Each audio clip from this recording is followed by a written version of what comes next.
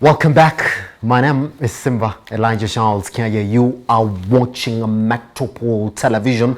You can get in touch this morning at Metropole TVKE across all your social media platforms and catch me up at Kenya Simba. Let's get talking now. For as we intimated before we went on that break in February 2020, President Uhuru Kenyatta received a report by a task force formed to help revive the ailing sugar industry. More than a year later, hard questions remain amid concerns over whether the proposal will serve the sector. Some industry experts were keen to note that although recommendations like the return of the sugar development levy, prompt payment to farmers, reduction of taxation and imports were welcome, grey areas of privatization and zoning were not adequately addressed and could continue to haunt the sector.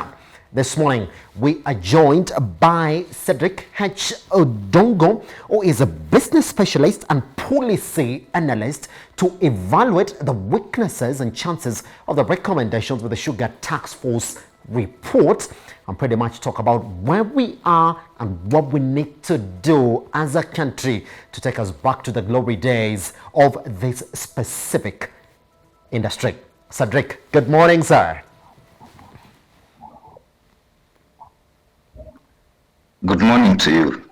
Happy to have you around, CEDRICK. Just give us a bit of a history of where we were as a sugar industry, CEDRICK, before we got into this current situation that we are in right now. Thank you for having me this morning to discuss on this sensitive issue concerning the sugar industry in our country. To give a brief history, allow me to go back to economic history, back when the sugar industry was introduced in our country in the 60s, where government policy encouraged commercialization of the sugarcane growing. We got various companies setting up around Western Kenya, where tests have been done to support the growth. And we did very well exporting sugar. We had the Mumia Sugar Company Limited, that was a government owned.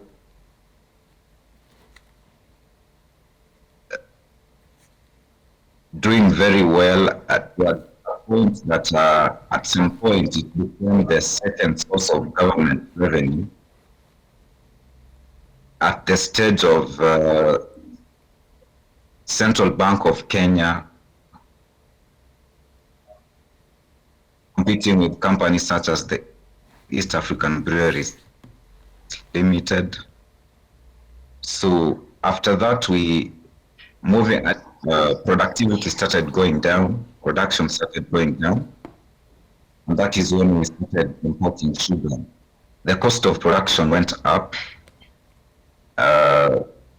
causing some inefficiencies at the factory level and at the farm level, and coupled with the mismanagement of the sugar factories around 2010 to 2013. Yes. The sugar industry went on its knees, and we remained dependent on other countries to import sugar to meet the demand of the national demand of the country. Yes. Right. So the state is completely depressing. Yes. You have seen a majority of farmers organizing on the media.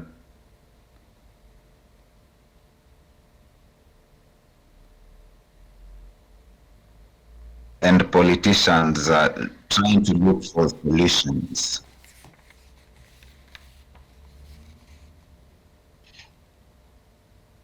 Basically, that is the background of the industry that I would like to mention. Yes. And I don't have better vocabulary to say, but the best thing I should say is that we are at a worrying state, and it is very depressing for sugarcane farmers in the country. It's very depressing. And I like the way you said that you don't have the vocabulary to describe it, Cedrick, this morning.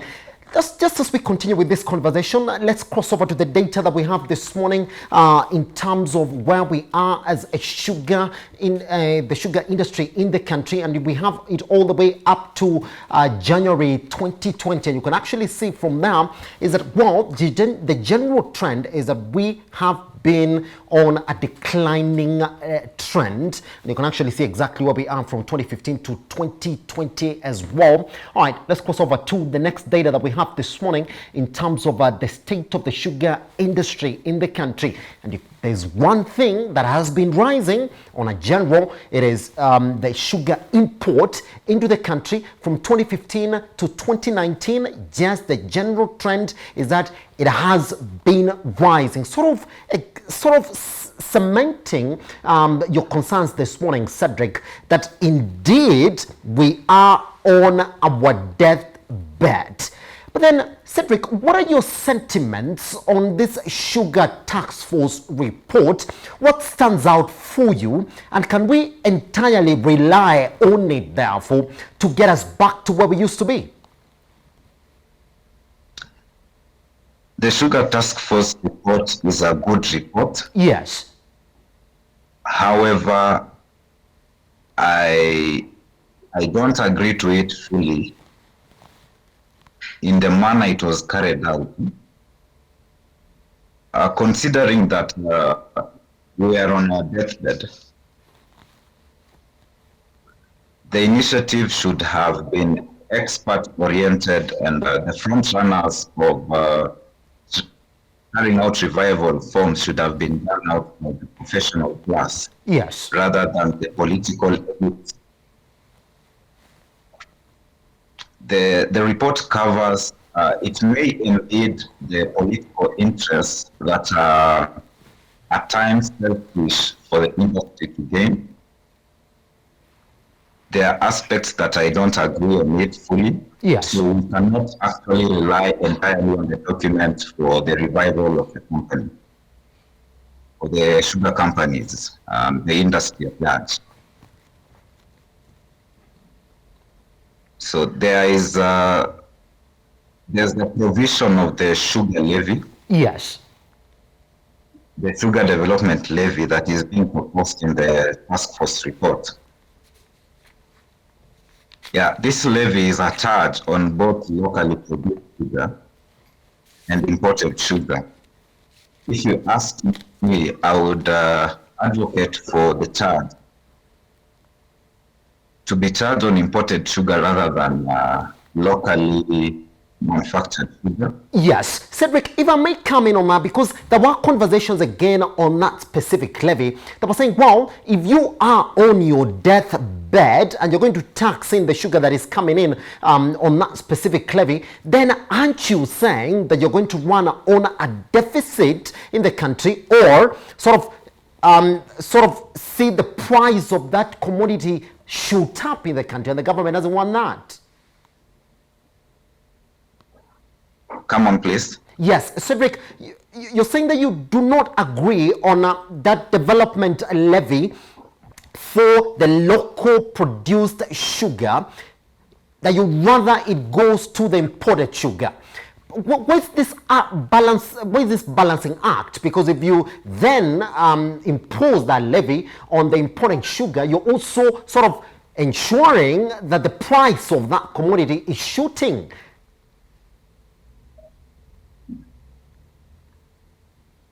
Okay. The importance of the levy was to at least create a fund to finance the production. Yes. In terms of loans.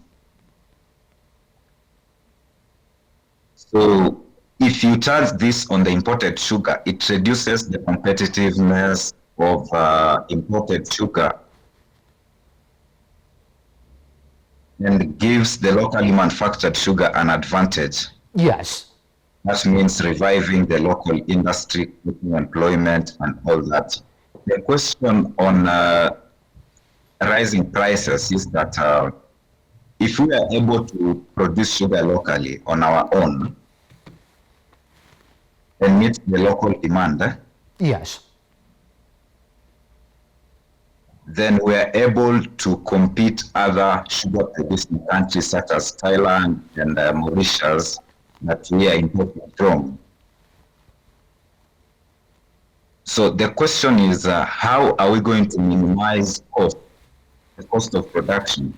Yes. It is cheaper to produce sugar in Uganda, Zambia, Mauritius, and Thailand than in Kenya. In Kenya, the cost is 60% more expensive. So we have to check on the cost of production if we have to revitalize the sector. Yes. And this goes to the factory level costs. When you check at the machines we are using locally in Kenya are obsolete. They have high maintenance costs and low crushing capacities, resulting to inefficiencies that increase the price of sugar. So if we are able to adopt modern technology, both in the production stage and the factory stage, whereby we're able to increase productivity at the farm level Yes. and at the factory level, then we will achieve the efficiency we need to gain the competitive advantage over other countries. CEDRICK, which begs me to come in then with the next question, because if you look at most of the sugar companies in the country that are already on their deathbed, you say they belong to the government side. That's the government, that's the public sector. Are we saying now for these reinvestments to be made, we have to ensure that it is privatized fully, because it looks as if the government doesn't have a way out. They're saying, well, we don't have this money. We do know the government is complaining they don't have this money to invest in these sugar companies that are already on their deathbed. So do we fully privatize for us to start to see these gains? Correct. I agree with the proposal on privatization. Yes. Because when you look around, you find that the sugar companies that are going on their knees, it is a management problem. Yes. And this state-owned companies are managed. Look at, let us use an example of maize sugar, the one that I'm most endowed with the information, because I actually come from around the maize sugar. Yes. I'm a beneficiary of that sugar company. I know how it rose and how it went on its knees. And I'll completely say that failure of employing competent integrity managers is what is bringing down state-owned companies. Yes. So the question, the proposal on the privatization is a really good one, because if we have the private sector managing the companies, we are going to see accountability, reduced bureaucracy, and improved efficiencies. Yes. And also reduced political interference.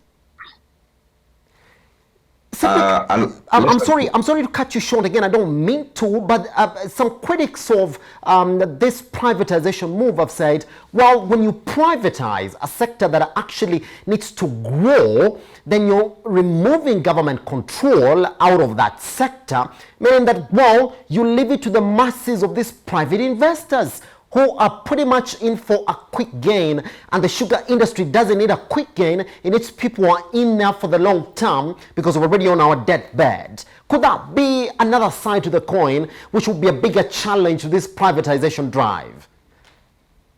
Yeah, privatization, if not done correctly, Yes. cannot achieve the intended goal. Yes. There are preconditions that are required to be set. The regulatory infrastructure, for example. The government has to create an enabling environment for the investors to thrive. Yes. And they also need to come up with an agreement on the employment of the people to make sure that job opportunities are maintained and a provision on the infrastructural corporate social responsibility that would improve the net welfare. So the government has the key mandate to create enabling policies and an enabling environment for the investors to thrive. Yes. And the privatization process has to be done carefully, considering the preconditions that I've mentioned in terms of regulation, setting the regulations and creating the political, generally the social and political will. Yes. I will give an example of Mumias Sugar.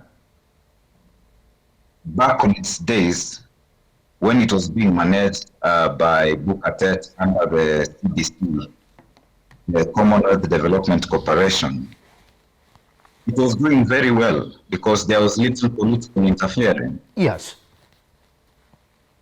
Yeah, and there was that oversight and accountability of the owner's equity. So our failure is mostly on the mismanagement bit, and privatization seeks to solve that if done correctly. Yes. But which is what makes me, Cedric, ask you the next question.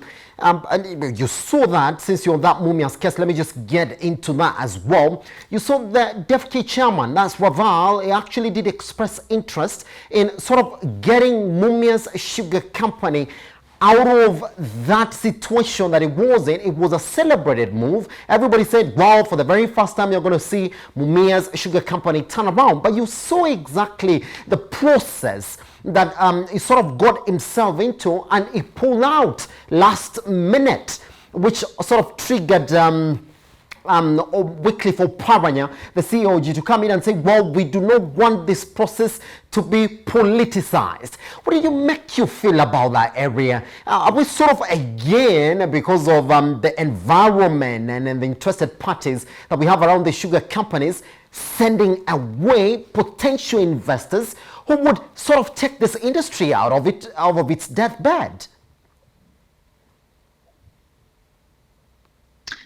Yeah, as I mentioned, political interference is one of the factors that are derailing the sector. Yes. And oftenly in the Western region, politicians mislead individuals, the electorate.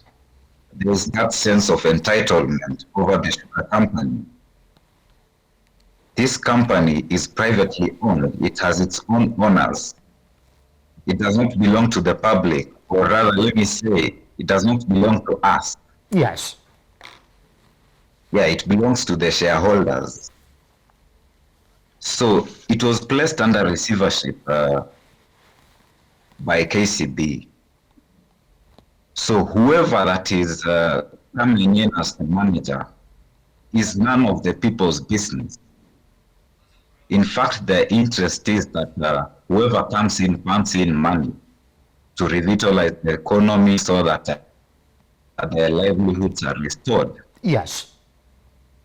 But I see the political whereby politicians are dipping their noses into economic issues driven by their self interest. We had Devki who was pledging money to come in, and I've heard a number of politicians mention the process was not transparent. Yeah, there was obstruction of others who wanted to join in. I know there are a number of bidders who bidded, about 8, some foreign companies and local companies. So the question is not about the finance. Yes. We want to know who is bringing in how much. Money is not the problem, but do you have a plan? The actual plan that will actually pump life back into that company? What is your plan on cost reduction?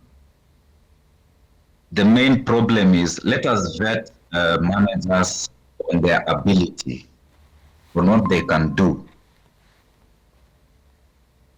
The main problem is that locally we focus on the production of sugar alone. You see, sugarcane is a very versatile crop that can be processed into various products. Yes. We can have sugar as the main product. We can generate electricity from bagasse. Yes. We can generate ethanol. We can generate ethanol from molasses.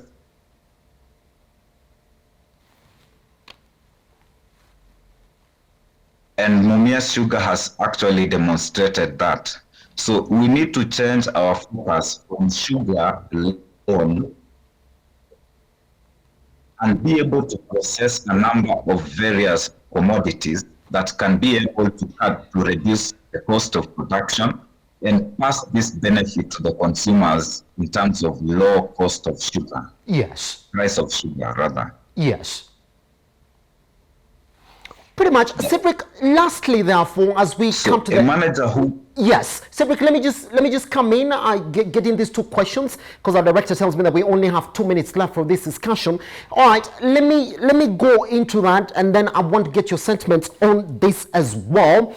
Number 1, CEDRICK, do you support the suggestion by some critics of the task force report that what we should have done is introduce a free market industry where farmers choose who to sell to by one price?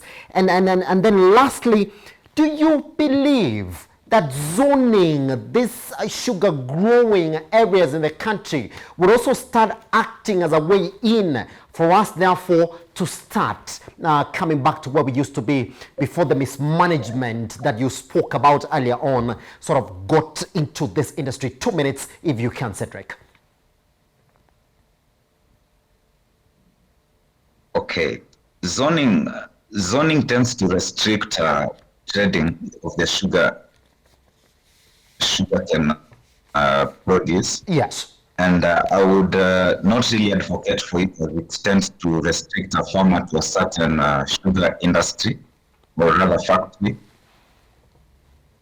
And he may miss out the opportunities. In fact, a better price that is offered by another miller. Yes. So zoning is completely out of the box if we really need to carry out reforms in the sugarcane industry. Yes. And if you can come on, please, the second issue. So the last question was introduce a free market so that farmers can choose who to sell to at what price, so that they can actually control their revenues. Yeah, a free market improves the competitiveness of the millers. Yes.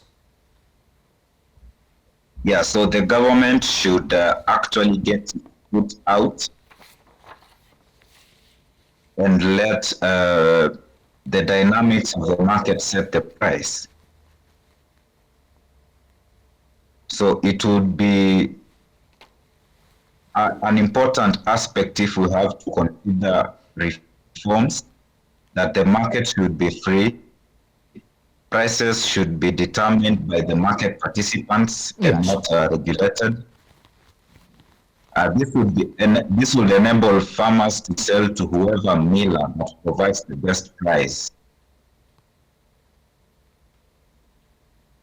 to capture their profits. Pretty much, Cedric. I apologize. That's the only time that we had for this discussion this morning. You and I still haven't finished business. We'll be talking about these areas, especially under agribusiness in the country. There's so much policies that we keep on saying that are getting moved into this area. We have not even started. The tea sector is another area that is reeling from these policies. And this morning we're seeing KTDA headlines. Guess what? I'll be coming back to you on that as well, so we can actually get to have a deeper conversation on that. Cedric, thank you very much for making your time this morning to speak to us here at Metropole Television.